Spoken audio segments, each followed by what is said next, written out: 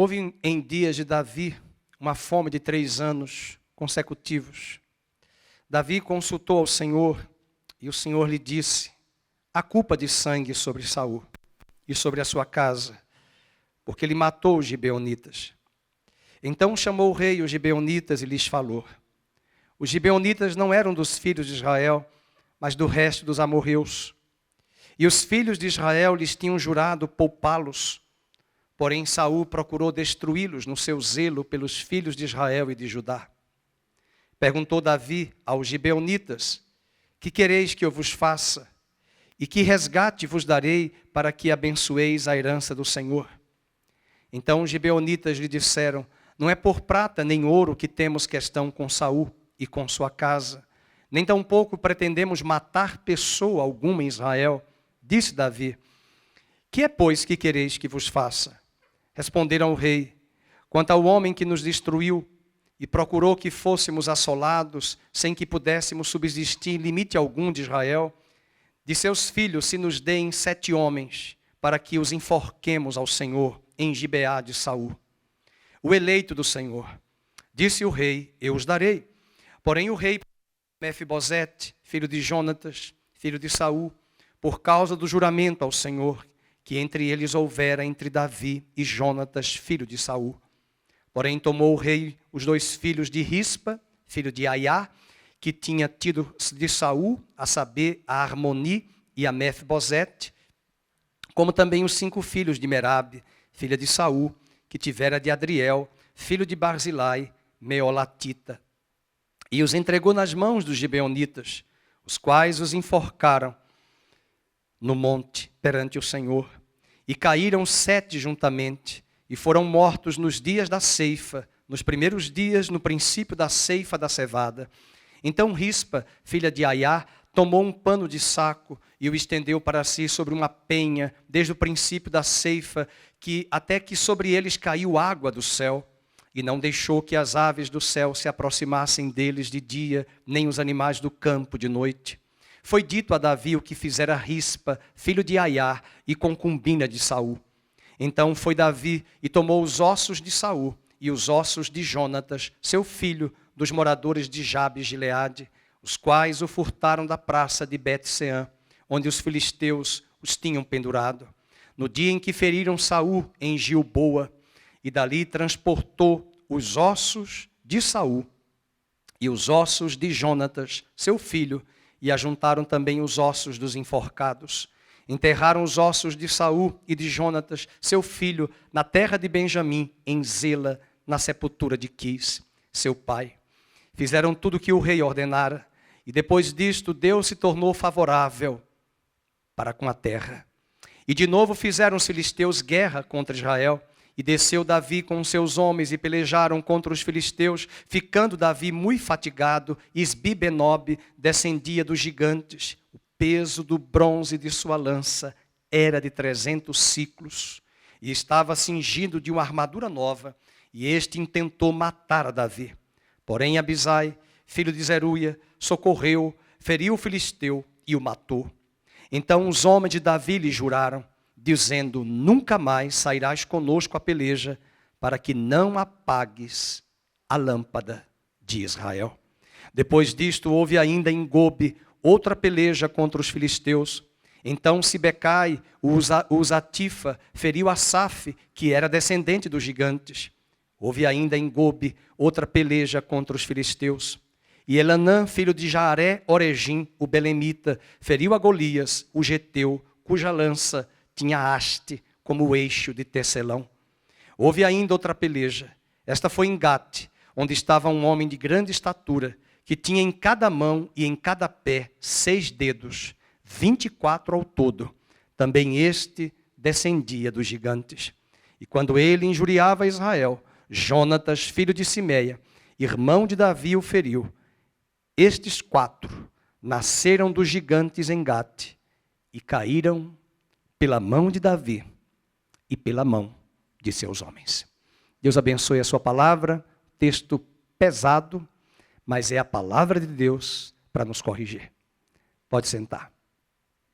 Pesado porque a gente vê gente enforcada, gente morta. E precisamos explicar isso aqui muito bem explicado, que ninguém vai sair daqui para enforcar ninguém, para fazer justiça. Bem, queridos, essa é uma história que já se aproxima do final do segundo livro de Samuel. O texto que nós iniciamos a leitura é um texto extenso, são 22 versículos, e ele começa a narrativa falando de dias de fome. Houve, em dias de Davi, uma fome de 3 anos consecutivos. O tema da nossa pregação de hoje ainda será a parte 3, as consequências do nosso pecado. Agora são consequências dos pecados de Saul. Nós vimos nos 2 domingos anteriores consequências do pecado de Davi. Mas o texto, como nós já havíamos falado, não está na ordem cronológica. Inclusive essas guerras que nós acabamos de ler no verso 15 até o verso 22, que é o final da pregação, eu quero mostrar que essas guerras elas não estão no cronológico. Elas talvez aconteceram logo no momento após a morte de Saul, o reinado de Davi e a conquista dele e com seus homens matando os gigantes.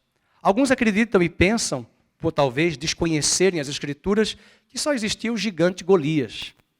Na verdade, Davi foi pioneiro, foi o primeiro a matar um grande gigante.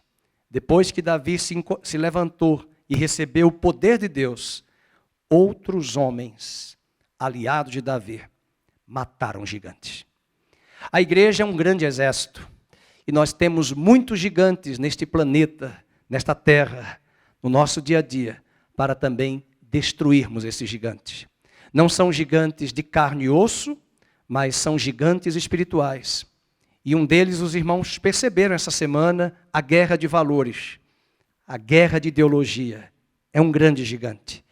E como Davi foi ousado, foi um homem de guerra, ele pôde ser o protagonista e o pioneiro, porque ele se posicionou e outros homens que andavam com ele também mataram gigantes. Mas antes de estudarmos sobre esses gigantes que foram mortos, que caíram, vamos entender que existem situações que a igreja enfrenta hoje que muitas vezes nós não entendemos. Eu não tenho dúvida que esse momento de pandemia está sendo um tempo de juízo de Deus sobre as nações, sobre o nosso Brasil. Não há cura para o vírus. As vacinas não necessariamente trarão a cura. Que elas tragam, mas estão sendo estudadas e aperfeiçoadas.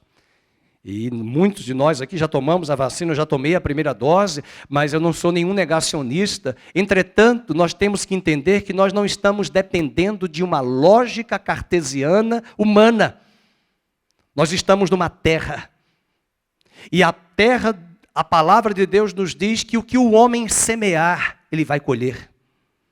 Juízo virá sobre a terra. E agora, Saul já era morto. Saul já havia sido sepultado. Mas ele quebra um pacto, uma aliança que Israel lá no passado havia jurado aos gibeonitas. Os gibeonitas, eles aparecem lá no livro de Josué. Quero que você abra a sua Bíblia comigo. Eu preciso voltar a esse texto em Josué, capítulo 9. Muito importante, porque não adianta estudarmos os textos fora do contexto. E Josué, capítulo 9, os gibeonitas usaram de um estratagema. Eles se fizeram passar por um povo estrangeiro que veio de longas terras e enganaram a Josué. Eles vieram com roupas de maltrapilhos, eles vieram se passando por moradores bem distantes e vieram pedir clemência e ajuda a Josué.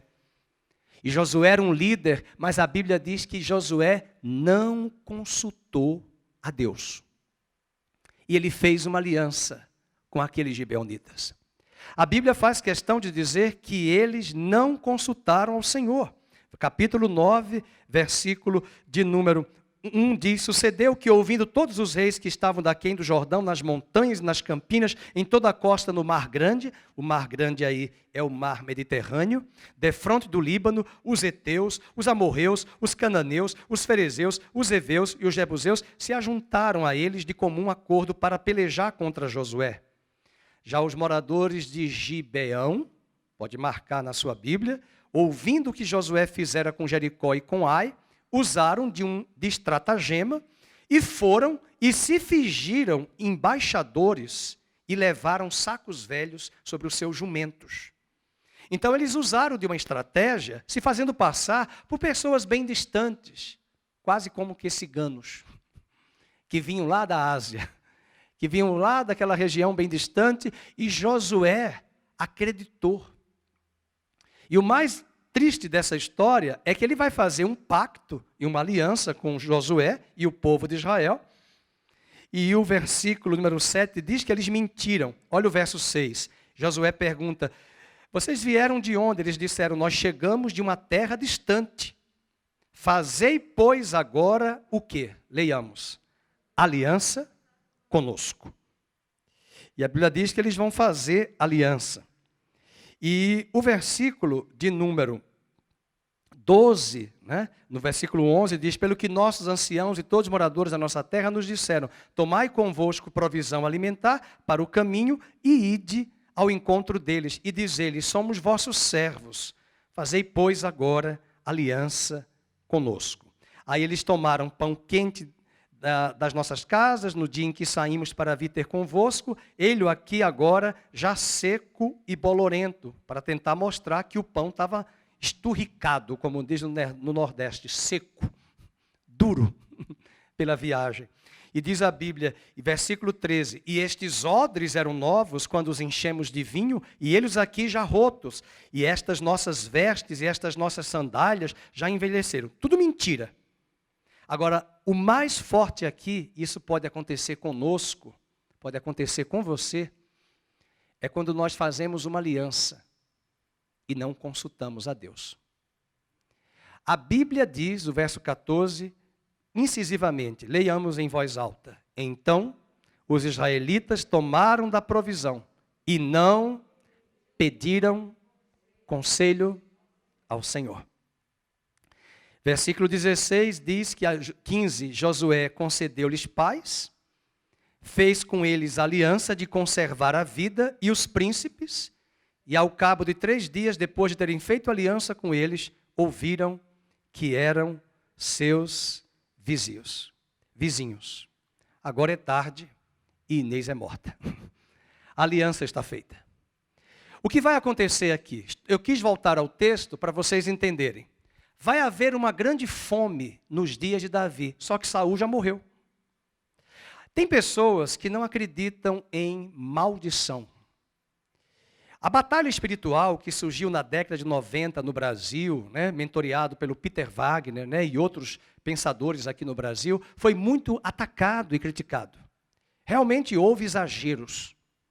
Realmente houve extremos no discurso de batalha espiritual, de quebra de maldição. A maldição, ela é quebrada na cruz do Calvário, quando nós entregamos a nossa vida a Cristo. Não há mais maldição. Mas é preciso entregar a sua vida. É preciso reconhecer que Cristo já cancelou a dívida e a maldição. Foram visões extremistas que aconteceram na história da igreja. Agora, mas preste atenção. Aqui eles fizeram uma aliança, um pacto. E esta aliança era para preservar os gibeonitas. O que vai acontecer é que Saul vai matar os príncipes dos gibeonitas nos dias do seu governo. Anos depois, não é logo de imediato. A maldição, ela só vem quando ela encontra pouso, diz Salomão. Tem muitos crentes preocupados com a maldição. Por exemplo, eu sou um homem casado, eu vou sair com uma outra mulher, eu vou trazer maldição para mim. Isso é maldição. Mas eu sou eleito, eu estou em Cristo, mas escuta, eu estou quebrando uma cláusula. A maldição é enquanto eu estiver em aliança. A bênção está presente enquanto eu estiver em aliança. Vocês me corrijam, que às vezes o meu cérebro vai muito à frente. A bênção, ela está presente enquanto eu estiver em aliança com Deus e com os homens.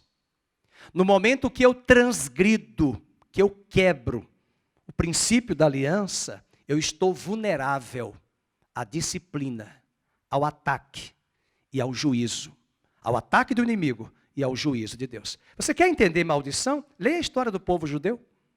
Leia Deuteronômio 28, porque os evangélicos gostam muito só do 1 ao 14. Por que não lê do 15 ao 67? Ah, porque é muito grande, pastor. Pois é, leia lá a maldição. A maldição diz que se os judeus, os descendentes de Abraão, quebrassem e não andassem nos caminhos, eles seriam lançados entre as nações. Quando você assiste ao filme O Pianista, você vai entender o que os judeus enfrentaram no Holocausto. Quando você olha para os judeus peregrinando na Europa, na Espanha, em Portugal, em vários países, e até vindo para o Brasil e depois indo para os Estados Unidos, já estava profetizado que se eles quebrassem a aliança, que se eles se desviassem dos caminhos do Senhor, Deus os lançaria entre as nações, que eles seriam até motivos de piadas. E teve até pagodeiro que gravou no Brasil, judia de mim. Porque Deus falou em Deuteronômio 28 que eles seriam motivos de provérbio, de adágio. Essa moda de muita gente chamando presidente, governo de genocida, eles não sabem o que é genocídio. Genocídio é estudar o que os reis de Portugal e da Espanha fizeram para matar os judeus na Rússia, os pogroms e todos a Segunda Guerra Mundial no Holocausto, o que os judeus enfrentaram na diáspora de 2000 anos, desde a destruição do Templo de Jerusalém no ano 70 depois de Cristo até hoje. Depois eles voltaram para a terra. Eles não voltaram porque eles são bonzinhos. Eles voltaram porque Deus jurou a Abraão e a Isaac e a Jacó que nos últimos dias eles voltariam. A bênção, diz a palavra, que ela vai até a 1000ª geração. Graças a Deus que a maldição vai até a 4ª.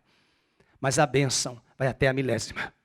Muitas bênçãos que os filhos de Israel estão recebendo hoje, Israel físico, é porque Deus jurou a Abraão, é porque Deus jurou a Isaac, é porque Deus jurou a Jacó. E Deus é muito incisivo em dizer, não é por amor de vós que eu faço isto, é porque eu jurei pelo meu nome a Abraão, a Isaac, a Jacó e a Davi.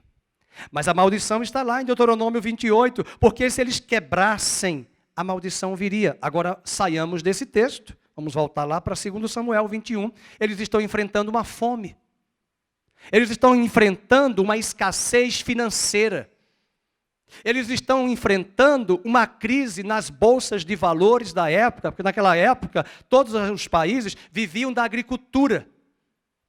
Eles se recordaram que Deus falou em Deuteronômio, capítulo 12, que se eles fossem obedientes a Deus e andassem em aliança, escute o que eu vou dizer, Deus mandaria chuva no início ao final do ano para recolher os frutos.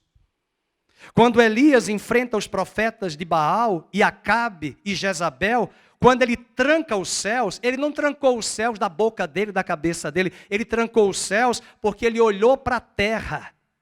Essa semana em Araraquara aconteceu de uma mulher que matou o gato para comer a carne do gato, para sobreviver, porque não tem o que comer. Porque para ficar em casa, para quem tem recursos, está ótimo. E quem não tem?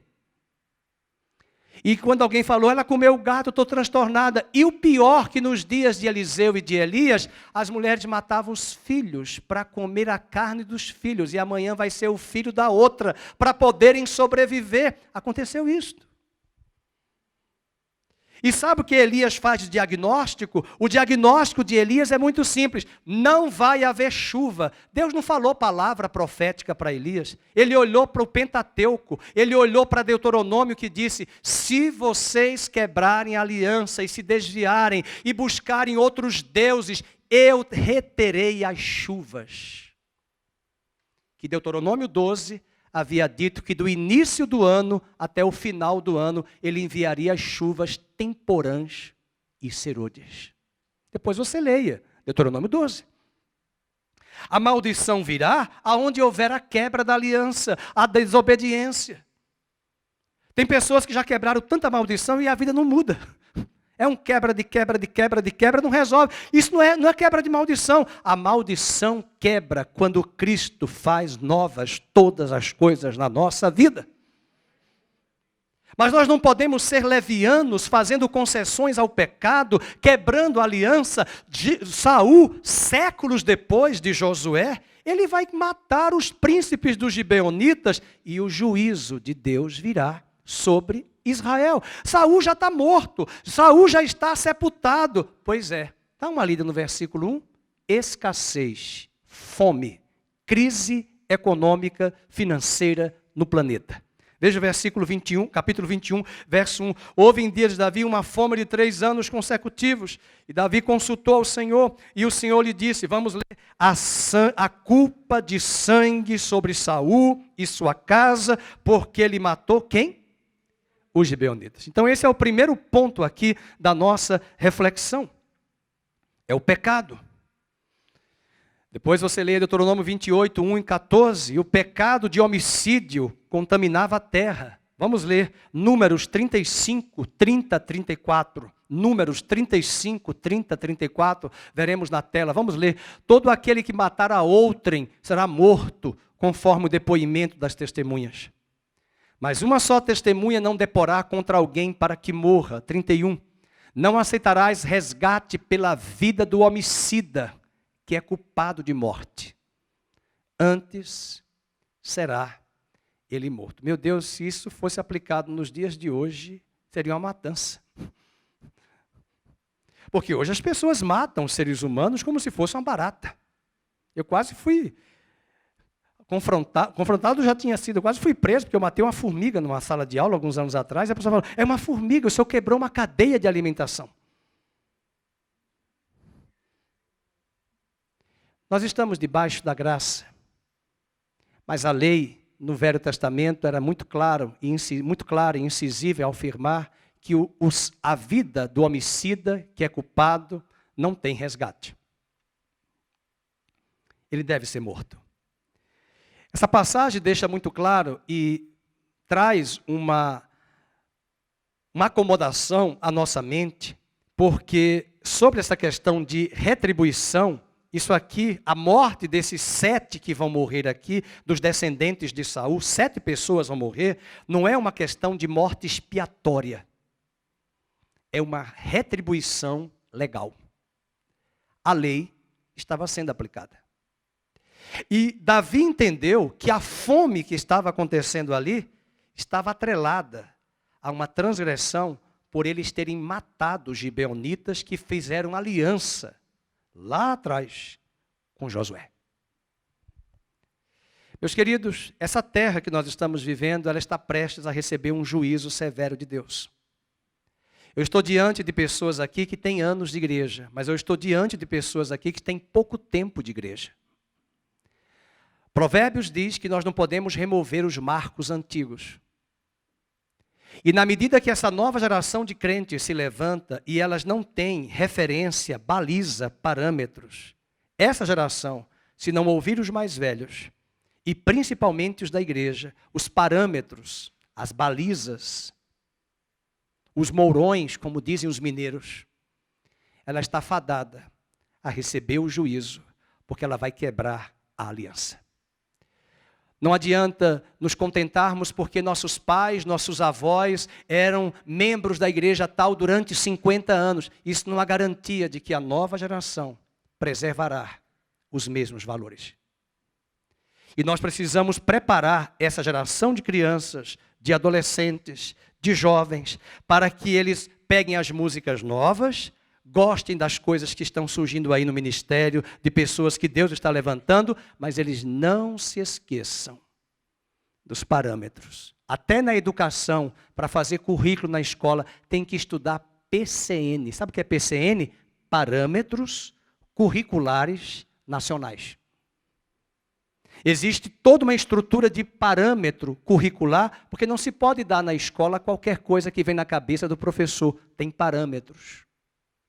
Na igreja também não é a casa da mãe Joana. Ela tem 2000 anos de caminhada aqui nesta terra.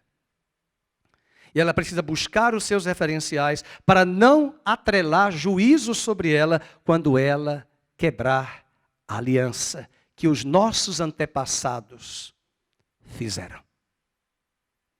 Quando as torres gêmeas caíram, vários presidentes da República dos Estados Unidos, ex-presidentes, se reuniram em Washington. E Billy Graham estava presente, ainda já idoso, mas ele pegou a nota de dólar e perguntou: vocês se esqueceram que os nossos pais colocaram nessa cédula? We trust in God. Nós confiamos em Deus. Mas a nossa prática está demonstrando que nós não confiamos em Deus. Nós confiamos no dólar.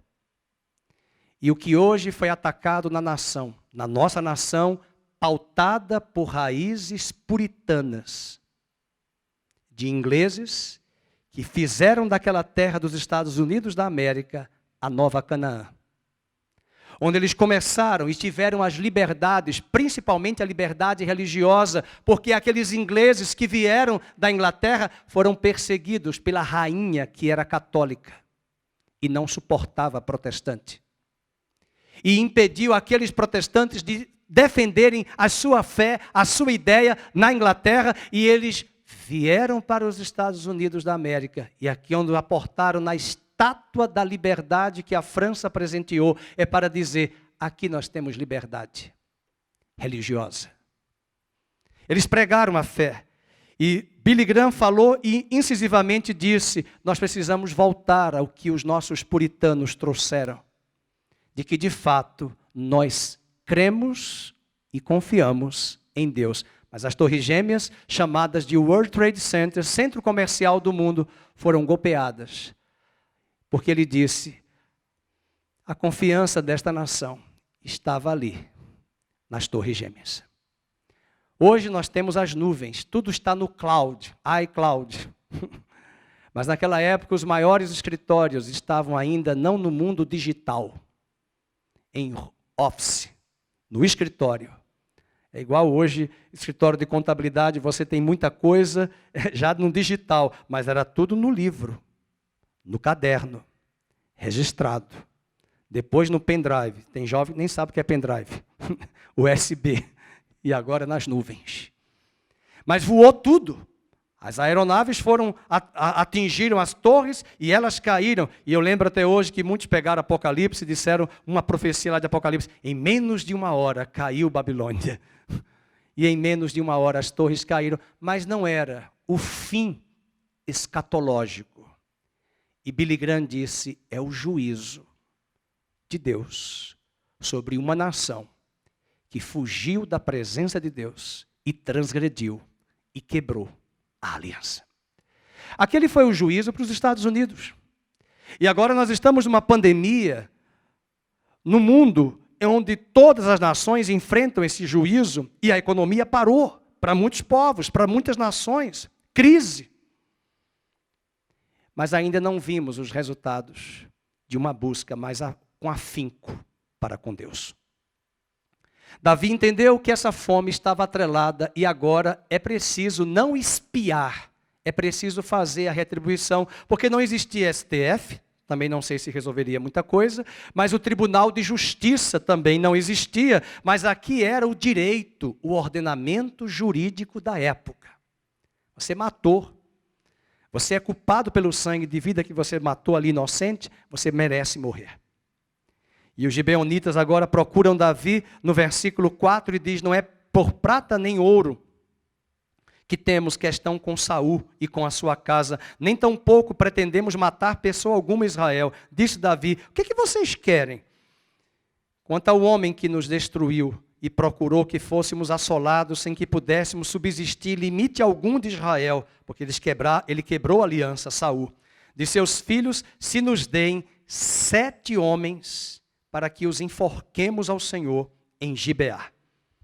O único filho que foi poupado foi Mefibosete, que era aleijado. E ele elencou 7 filhos de Saul, descendentes de Saul, foram entregues, e a palavra é muito forte, diz que eles foram enforcados. Você olha para esse texto, queridos, nos assusta, mas guarde no seu caderno, na sua Bíblia e na sua mente. Não é morte expiatória, é retribuição legal daquilo que o ordenamento jurídico já dizia da lei. Veja, por exemplo, o versículo número 9. E os entregou nas mãos dos gibeonitas, os quais os enforcaram no monte perante o Senhor, e caíram 7 juntamente, e foram mortos nos dias da ceifa, no princípio da ceifa da cevada. Ele tomou um pano de saco, rispa, e o estendeu para si sobre uma penha, desde o princípio da ceifa, até que sobre eles caiu água do céu, e não deixou que as aves do céu se aproximassem deles de dia, nem os animais do campo. Essa história interessante, que Rispa, filha de Aiá, ficou em jejum, preservando os cadáveres, para que as aves de rapina não viessem e comessem os restos dos órgãos, dos músculos. É uma cena forte. Imagine essa mulher tomando a posição ali de jejum, de pano de saco, e aí diz a Bíblia que ela não deixou que as aves se aproximassem, nem os animais do campo de noite. Versículo 12, quando Davi soube disso, vem aí o terceiro aspecto. O primeiro é o pecado de Saul por ter matado os gibeonitas, você pode anotar. O segundo aspecto é a retribuição. A lei de Moisés dizia isso. Olho por olho, dente por dente, mão por mão, pé por pé, vida por vida. A morte dos 7 não teve esse caráter expiatório, mas foi uma retribuição legal. Mas um ponto que aprendemos aqui, depois dessa exposição desses cadáveres, a compaixão de Davi. Eu fico a pensar que numa hora como essa, a maldade do homem é terrível. Quem sabe pessoas de Israel estavam ali olhando e dizendo, bem feito, Saul era mau. Eu sempre choro quando eu leio essas histórias de Davi, porque nós temos que aprender com este homem o que é compaixão. Cuidado com as suas atitudes, e eu também devo ter cuidado com as minhas, quando o meu coração se fecha e se torna insensível para com a desgraça e o problema dos outros. É muito fácil em família, é muito fácil no ambiente de trabalho, é muito fácil até da igreja, quando nós não conhecemos a história daquele irmão, dizermos que é preguiça, que é uma pessoa acomodada, que está pagando o que ele tem que pagar porque ele plantou e ele vai colher. Davi nos ensina mais uma vez nessa história, que mesmo Saul tendo perseguido ele já morto, mesmo a casa de Saul se levantando contra a casa de Davi, depois de muitos anos, Davi nos ensina que precisamos ter compaixão.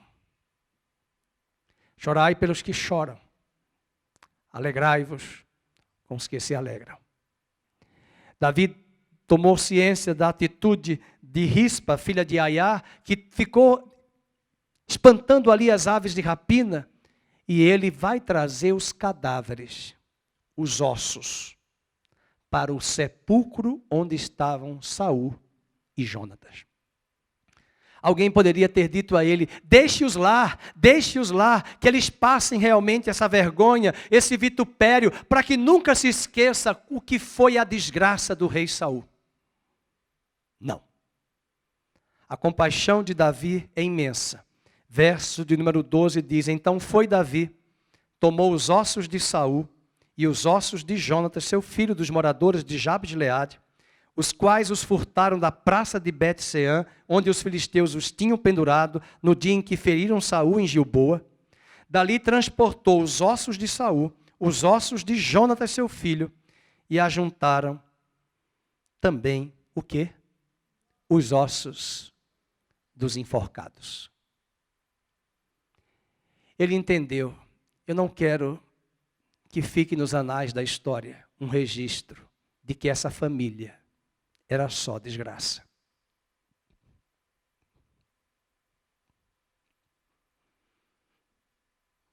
Foi dessa família que veio Jonatas. Foi dessa família que veio o grande aliado de Davi.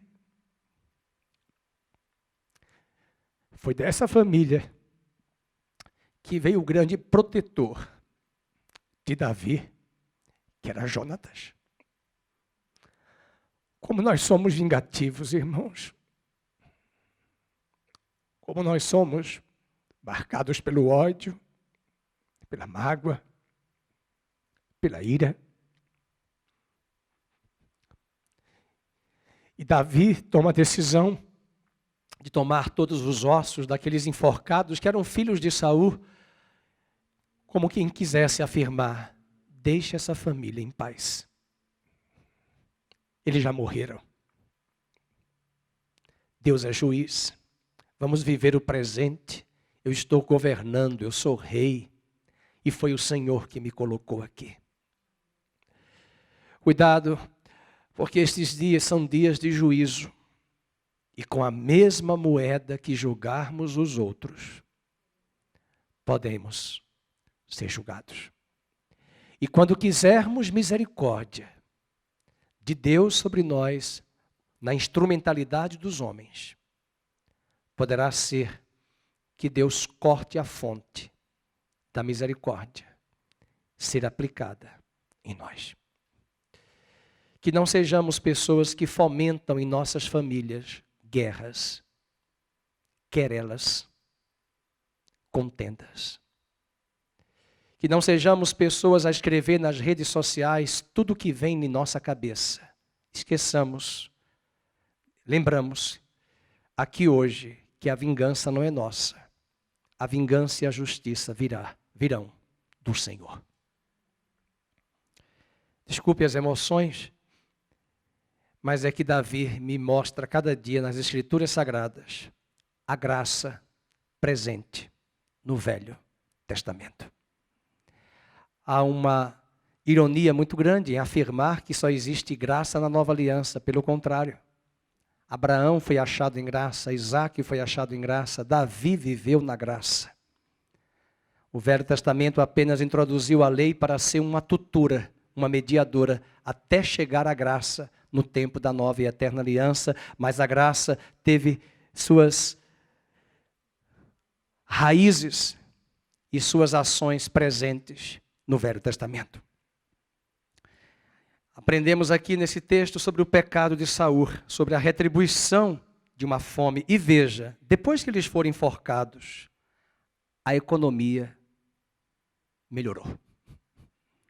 Eu não sei, e nem você sabe, e nenhum pastor sabe. Deus não dá resposta explicativa para todos nós. Ele nunca deu a Jó o motivo pelo qual ele passou por tudo aquilo. Mas eu não tenho dúvida que as praias fechadas, as ruas fechadas nesse Brasil, carnaval paralisado de uma festa que é o rótulo deste país sobre as nações de sensualidade e depravação. Eu prefiro crer de que ainda que os homens, os governantes estejam se atirando e se degladiando nessa pandemia com disputas por vacinas e palcos e palanques políticos, eu quero crer que o Brasil e as nações estão recebendo prelúdios de juízos divinos antes que venha o dia da grande ira de Deus.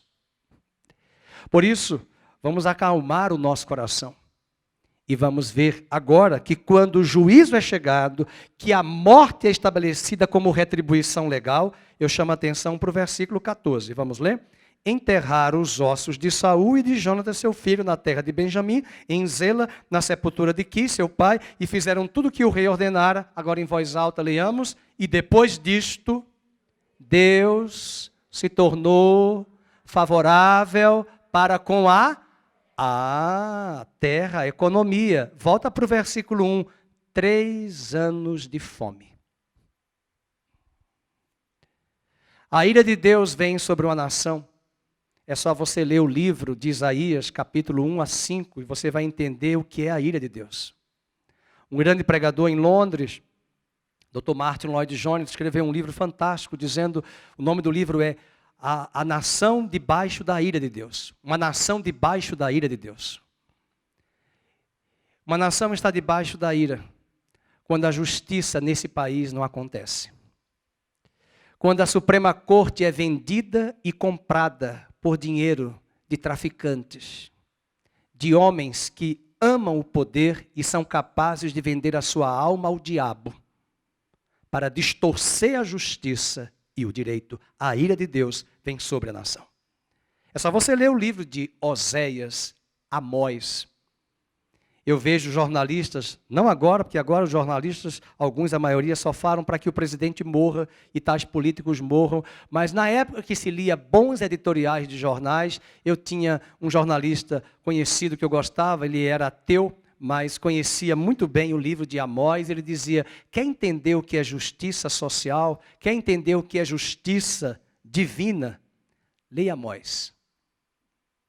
Denunciando o pecado dos gananciosos, dos juízes, dos promotores, dos reis, dos príncipes e dos sacerdotes. E o livro de Amós é uma grande sentença de Deus sobre várias nações da terra hoje, porque estão recebendo o juízo. Veja, ontem mesmo eu disse, meu Deus, mais uma variante, a variante Delta, quantas variantes vão surgir? E quando achamos que as coisas estão sendo administradas pela lógica humana, com as vacinas chegando, outra variante, e o medo se instala, e não há segurança. E diz no livro de Reis, quando os impérios pagãos invadiram Jerusalém, a Bíblia diz nos dias de Ezequias, ninguém entrava, ninguém saía na cidade, o medo instalado na cidade de Jerusalém, onde estava o templo de Deus. Você vai dizer, mas aonde está o templo? Pois é, nem em Jerusalém o lugar é seguro. Porque o lugar seguro é o Senhor. Eu não estou, e ontem quando eu li no jornal, eu falei assim, eu não vou focar em variante. O Senhor vai me guardar e vai nos guardar. E se o Senhor tem propósito nas nossas vidas, que vivamos os melhores anos da nossa vida a partir de hoje, para a glória de Deus, com excelência. E se alguém morrer, partiu para a eternidade, para o reino de Deus, como muitos pastores têm morrido nessa pandemia também. E como nós cremos que a igreja passará pela grande tribulação, Apocalipse 3, Jesus disse, eu te guardarei da hora da provação que há de vir sobre a terra. Ele não disse, eu te arrebatarei e nem te tirarei, eu te guardarei. E Deus guardou Elias. E Jezabel não encontrou Elias, e ela sim foi morta. E Elias foi arrebatado na hora certa, mas não encontraram Elias. Porque Deus guarda os seus. Enquanto tivermos propósito divino na terra, em relação à nossa vida, Ele nos guardará e nos cobrirá. E até nos dias de Eliseu, Deus fez Eliseu o homem invisível. Na minha época de infância, tinha um seriado americano, A Mulher Invisível. Mas já tinha Eliseu invisível, que o rei da Síria falou, cadê o profeta? Era ele. E não achava que era um transeunte qualquer, porque Deus guardou. E Deus nos torna invisíveis. Falamos da compaixão, mas agora vem um grande conflito de guerra que não está na ordem cronológica. O verso 15 vai nos falar desses conflitos, e são 4 conflitos que ocorreram possivelmente antes de Davi assumir Jerusalém como capital. E esses 4 episódios envolveram descendentes dos gigantes. Por incrível que pareça, o inimigo é o mesmo, é o filisteu, é a Filístia. E do versículo 15 até o 22, eu quero sair desse cenário de fome, de maldição e também de compaixão, que já pregamos, e falarmos a segunda parte do sermão, enfrentando o gigante. O 15 ao verso 22, ele vai falar de 4 conflitos. E meus irmãos, você está em Cristo. Você está em Cristo. É nova criação. Amém? Mas não se esqueça, você está em guerra. Você tem uma guerra contra o pecado. Você tem uma guerra contra o mundo, seus valores. Olha o que nós vimos essa semana nas redes sociais. É uma guerra de valores. É uma guerra com inimigos invisíveis. A guerra não é contra a rede de fast food. A nossa guerra não é contra homens, a nossa guerra não é contra a imprensa, a nossa guerra não é contra esse sistema de pessoas. Paulo diz aos Coríntios que a nossa luta não é contra a carne e sangue, mas é contra os sofismas. Sabe o que é sofismas? As ideias, as lógicas dessa sabedoria terrena que se levanta contra a lógica de Deus. é contra os sofismas que se levantam contra o conhecimento. Segundo aos Coríntios 10, verso 4 e 5, ele diz: as armas da nossa milícia não são carnais, mas elas são poderosas em Deus para levar cativo todo pensamento contrário à palavra de Deus. Leve cativo todos os pensamentos. Não alimente. Alguém já disse que você não pode impedir um pássaro de jogar fezes na sua cabeça. Eu já recebi, andando uma vez, todo arrumado, de terno, o passarinho fez. Número 2, na minha cabeça, no meu nariz, no meu terno. Mas alguém também disse que você não vai permitir que esse passarinho faça um ninho na sua cabeça. Essa geração está sendo preparada pelos principados deste mundo sobre os filhos da desobediência para criar uma formatação de valores que eles vão aceitar isso automaticamente, espontaneamente, sem questionar. E a única arma que temos é, como Paulo disse, trazendo esses sofismas, essas lógicas humanas permeadas pelo mal, cativos em obediência a Cristo. Ele usa até uma expressão, estrangulando os sofismas. Você não pode ser passivo. Aceitar essa voz que está dizendo no seu ouvido: se suicide, arranque, corte o seu pulso, estrangule esse pensamento e repreenda esse espírito de morte e de suicídio. E não se torne passivo, seja ativo e protagonista, porque Deus já deu as armas a você. Vamos ver os gigantes. O primeiro conflito está no verso 15 ao 17. Davi lutou tanto que ficou fraco. Versículo 15. E de novo fizeram os filisteus guerra contra Israel. E desceu Davi com os seus homens e pelejaram contra os filisteus. E leiam em voz alta. Verso 15. Ficando Davi muito fatigado. Irmãos, nós ficamos cansados de certas guerras.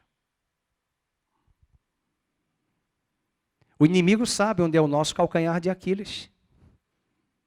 O inimigo quer deixar, sabe por quê? Quando nós estamos cansados, nós não raciocinamos bem. Quando nós estamos muito cansados, nós ficamos muito vulneráveis.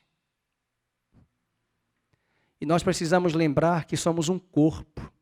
E eu preciso ter irmãos de aliança, como Jonatas era de Davi, orando um pelo outro. Davi estava cansado. Aquele gigante ia matar Davi, verso 16, e Isbi-Benob, olha o nome dele, descendia do gigante, só o peso do bronze da sua lança era de 300 ciclos, e estava cingido de uma armadura nova, e este intentou matar a Davi, quando Davi estava cansado, e é isso que o inimigo quer fazer, ele quer aproveitar esse momento de vulnerabilidade do mundo, do planeta, e matar a igreja. A pior marca, um grande sinal da marca da vinda de Cristo, sabe o que é? Não é o anticristo, não. É a apostasia. Sabe o que é apostasia? É ser arrancado com força da fé. E sabe o que é arrancar com força da fé? É o inimigo jogar na sua cabeça dúvida em relação ao caráter de Deus. É um pastor sério, honesto, íntegro, morrer de Covid-19 e alguém perguntar, mas por quê? Porque a lógica humana pensa sempre assim, mas era tão fiel, por que Deus levou? Tinha pecado? Ô cabeça. Então Enoque tinha pecado, porque Deus arrebatou ele logo para o céu e ele tinha muito pecado então. Não. Mas Deus sabe quem vai ficar na arena, no protagonismo, lutando contra as feras. E quem sabe se estamos aqui com vida, é que Deus conta com você, não importa a idade, para ser um guerreiro e uma guerreira de Deus, nesse tempo tão difícil e mau. Prepara-te, ó Israel, para te encontrares com o Senhor teu Deus, porque você é um grande exército do povo de Deus aqui na terra. E diz a Bíblia que ele estava cingido de uma armadura e intentou matar Davi. E aí veio Abisai, filho de Zeruia, socorreu Davi, feriu o filisteu, o matou. E então os homens de Davi lhe juraram, dizendo, nunca mais sairás conosco a peleja, para que não apagues a lâmpada de Israel. Até na família real, a família real não pode pegar o mesmo avião. Já pensou o avião cair? Morrem todos. E se Davi morresse, quem é que vai governar?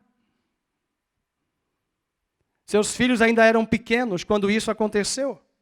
A lâmpada não podia se apagar e a igreja precisa guerrear e orar para que a lâmpada do Evangelho de Cristo continue acesas nesta terra, pregando o Evangelho a toda criatura e anunciando que ainda que este mundo está em trevas, Deus levantou, como diz Paulo aos Filipenses, astros, estrelas, resplandecentes no meio de um mundo em trevas. E quem é estrela de Jesus aqui nesta terra, levante a mão e diga amém. Você não é estrela de Hollywood, não, nem eu, mas nós somos, como diz Paulo, astros resplandecentes no meio de um mundo em trevas. O que está acontecendo é que tudo está se diluindo, se liquefazendo, não tem nada sólido para se ancorar, mas Deus está levantando luzeiros neste mundo de trevas, que serão parâmetros, balizas, para andarmos nessa escuridão e termos o caminho perfeito, nivelado e traçado por Ele. Outro gigante, outro conflito, segundo, ocorre em Gobe, versículo 18. Foi um dos valentes de Davi que matou o gigante, verso 18. E depois disto houve ainda em Gobe outra peleja contra os filisteus. Então Sibecai, o Uzatita, feriu Asaf, que era descendente do gigante. É outro gigante que é morto. Terceiro conflito contra os filisteus, com os filisteus, verso 19. Foi novamente em Gobe, e dessa vez o gigante que era irmão de Golias, que morreu pelas mãos de Elanã, o belemita, da cidade de Belém, verso 19. E houve ainda em Gobe outra peleja contra os filisteus, e Elanã, filho de Jaré-Oregim, o belemita, feriu a Golias, o geteu, cuja lança tinha haste como eixo de tecelão. Outro gigante que foi morto. E a letra D, e o número 4, quarto conflito, a quarta batalha ocorreu num território inimigo, na cidade de Gate, verso 20 ao 22. E houve ainda outra peleja. Você vai dizer, meu Deus, você já disse alguma vez, Senhor, mal terminou uma batalha, já vem outra. Mal terminou. Pois é, querido, é de guerra em guerra, é de força em força, é de glória em glória, é de fé em fé. E essas guerras nos adestram para o reino de Deus, porque o reino de Deus é tomado à força, e os que se apoderam, disse João Batista, são os que se esforçam. Você está numa guerra. Quem sabe você chegou aqui hoje de manhã cansado na igreja, você que está em casa fatigado por tantas batalhas espirituais que têm acontecido nesses 16 meses, tanta frieza, tanta mornidão, tanta apostasia, tanto ódio, tanta ideologia, tantas narrativas. Estamos numa guerra. E Deus continua chamando a mim e a você como guerreiros para destruirmos esses gigantes na terra prometida. Verso 21 diz que quando ele injuriava Israel, Jonatas, filho de Simeia, irmão de Davi, o feriu.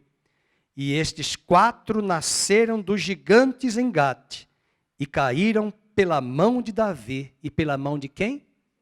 Então não era só Davi que matava gigante.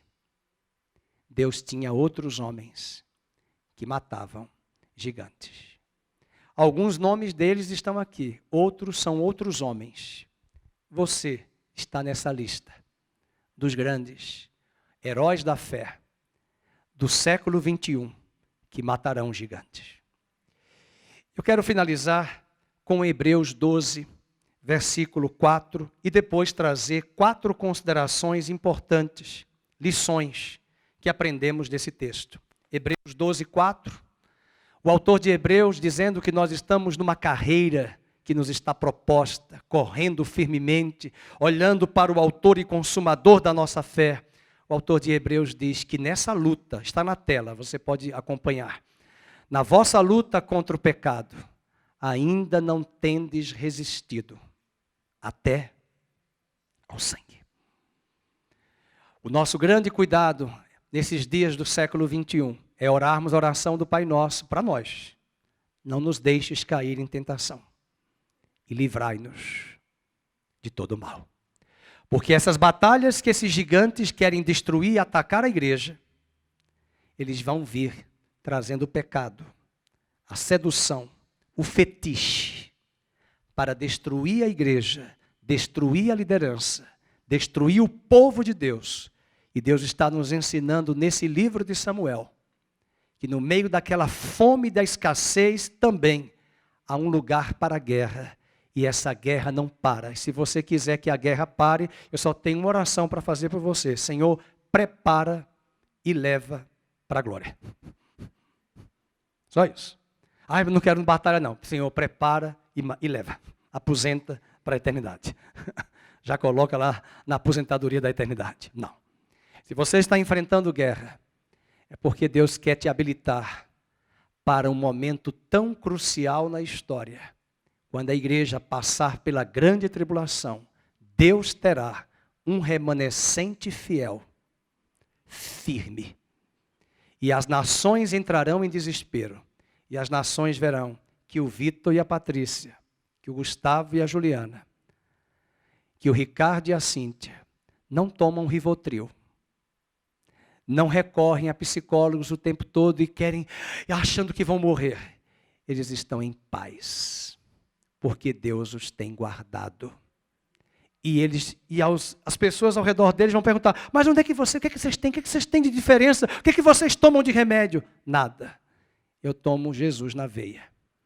As Escrituras estão no meu coração e na minha mente. E tudo isso que está acontecendo já foi profetizado por Deus e seus profetas. E nós estamos nos últimos dias. E eu estou caminhando como peregrino, correndo a carreira que me está proposta. Porque eu não tenho uma morada fixa aqui. Peregrino não tem morada. Ele tem tenda. E ele monta tenda e desmonta tenda. E ele está olhando para o autor e consumador da sua fé. E ele entende que tem uma luta muito grande contra o pecado. Que tenazmente o assedia para golpeá-lo e destruí-lo nessa batalha. Trago aqui 4 lições que aprendemos nesse texto. Primeiro, cuidado com as alianças assumidas no passado. Elas precisam ser cumpridas. E quando não consultamos ao Senhor, semelhante a Josué que não buscou ao Senhor, nós podemos fazer uma aliança e ai de nós se quebrarmos a aliança. Já conheci mulheres de seus 70 anos que disseram para mim, pastor, estou casada há 50 anos com um homem que eu não amo, que eu casei por interesse, e eu prefiro continuar casada com ele. Porque se eu for atrás de um outro caminho, eu vou tentar remendar aquilo que eu comecei errado. São escolhas. Não estou dizendo que você vai conviver com uma pessoa que quer matar você, não é isso. Não é nenhum caso desse. Mas eu estou dizendo que a pessoa me falou que se casou sem consultar a Deus. Consultou os olhos, consultou a carne, consultou o cifrão do tio Patinhas, mas não consultou a Deus para aquele relacionamento. E fazemos uma aliança, e depois queremos quebrar a aliança facilmente. Só que nesta aliança vão os filhos, dele e dela. E aí as coisas vão arrumando. Há um pastor aqui em Campinas que disse que segundo casamento é remendo, não é projeto. Que terceiro casamento é remendo. Que quarto é remendo. Mas Deus não tem 4, 3, 2. Um casamento. Uma aliança. Estou falando da figura do casamento. E quando nós fazemos alianças com pessoas. Eu vi um médico que eu discipulei. Hoje ele é médico lá no Nordeste. E ele construiu um casamento com a pessoa errada. As consequências chegaram. Mas ele disse, eu não posso deixar esse casamento. Eu conhecia Deus. Quem mandou eu casar com a pessoa errada? Deus me ajude a amar a minha mulher. E a terminar todos os dias, viver todos os dias da minha vida com ela. Até que a morte nos separe. Porque conhece a aliança. Quebrar a aliança, por qualquer motivo, há consequências. E é por isso que temos que pensar, e até mesmo situações de sociedade que nós fazemos com pessoas vinculadas ao ocultismo. É preciso lembrar das consequências de uma aliança feita sem consultar a Deus. Israel está passando fome, a nação inteira, por causa de uma aliança quebrada, de morte dos gibeonitas, que não deveriam ter sido mortos, porque Josué jurou diante de Deus que os guardaria e os preservaria em vida. Segunda lição, estejamos cientes que tudo o que plantarmos, vamos colher. Eles estão colhendo escassez, eles estão colhendo crise econômica, porque a aliança foi quebrada nos dias de Saul. Estejamos cientes da lei da semeadura e da ceifa. Tudo o que plantarmos, colheremos. Terceira lição que aprendemos aqui, nós precisamos exercitar compaixão. Davi exercitou compaixão, como quem quisesse afirmar, deixe essa família em paz. Eles já morreram. Há tantas pessoas que gostam de falar mal dos mortos. Em festa de aniversário, de casamento, mas ele era terrível. Ele era pior do que Lampião. E a sua língua é pior do que Maria Bonita. Deixa eles em paz. Mas ele foi um assassino. Quem sabe ele foi salvo.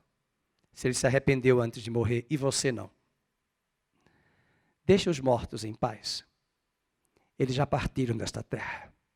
Deus estava esperando que Davi exercesse, recede, compaixão, misericórdia e bondade. E a última lição, estamos numa guerra constante. Estamos numa guerra contra o pecado, contra o mundo, contra a carne, contra os valores que se levantam contra os valores de Deus. Davi matou Golias, sem dúvida, ele deu aos homens de Israel um bom exemplo do que significa confiar em Deus para alcançar a vitória. É bom saber matar os gigantes em sua vida, mas não se esqueça de ajudar outros a matar gigantes. Davi matou Golias, mas ele ensinou Israel a matar gigantes. Jesus já pagou a dívida lá na cruz do Calvário. E ele nos fez mais do que vencedores e nos deu todo o seu armamento e suas armas espirituais para juntos como corpo destruir os gigantes que se levantam contra a igreja. Os inimigos do Senhor são os nossos inimigos. Os aliados do Senhor são os nossos aliados. Que bom que Davi matou Golias. Melhor ainda, ele ajudou muitos soldados a matarem gigantes. Que eu e você nos levantemos para que a nossa vida seja um estímulo, um encorajamento para outros que estão hoje fracos a matarem os gigantes que se levantam contra o reino de Deus. Deus abençoe sua vida. E que essas histórias que estamos relendo e estudando-as continuamente sejam de advertência do que Paulo disse a Timóteo. Toda a Escritura é divinamente inspirada por Deus e apta para ensinar, instruir, corrigir, admoestar, a fim de que todo homem seja perfeito e perfeitamente preparado para toda boa obra. Não despreze as Escrituras, tanto as do Velho quanto as do Novo Testamento. Essas histórias são nossas, são minhas e suas, inspiradoras, que permitem até hoje que choremos e apliquemos as lições e a compaixão de Davi, como ele nos ensinou. Fiquemos de pé, vamos orar. A Ágata vai chegar. Pai querido, nós queremos colocar esta palavra. São tantos anos e tantos problemas que este país enfrenta. Tantos gargalos. Uma população, um Brasil imenso, um povo tão caloroso e amoroso que aonde chega é festa. Mas nós precisamos nos arrepender dos nossos caminhos. Temos recebido o juízo, temos recebido a semeadura e a ceifa daquilo que nossos pais plantaram. E a nação tem enfrentado esses momentos tão difíceis. Como igreja, nós nos levantamos hoje de manhã para que nosso coração seja permeado pelo Teu amor e pela fidelidade, para que respondamos a Ti e aos homens em aliança. Para que não venhamos a transgredir. Para que a nossa aliança seja autêntica, singela, sincera, sem máscaras, e que possamos crescer na integridade do Senhor, na aliança com Cristo. Oramos para que esses gigantes que estão diante de nós, não queremos ficar impressionados com o tamanho, com o volume com que eles se apresentam. Nós queremos ficar impressionados com a graça maravilhosa do Senhor, que nos ajuda, que nos ensina, que nos capacita e nos habilita para essa grande batalha. Venha fortalecer o Teu povo, venha nos permear com a Tua compaixão, para que não sejamos vingativos, cheios de maldade, cheios de ódio e de vingança, mas sejamos misericordiosos, compassivos e cheios de amor e de discernimento. Muito obrigado, Senhor, por esta igreja local, pelos irmãos que estão em suas casas. E nós oramos para que o Senhor aperfeiçoe esta obra que começou em cada um de nós. E que corramos com perseverança a carreira que nos está proposta. E que esses conflitos e inimigos que estão à nossa frente sirvam de adestramento para que sejamos mais do que vencedores em todas as querelas e batalhas. Que o Senhor nos abençoe e nos guarde, que o Senhor faça resplandecer o seu rosto sobre nós e que o Senhor tenha misericórdia de nós e que o Senhor sobre nós levante a luz do seu rosto e nos dê a paz. No nome de Jesus. Amém e amém.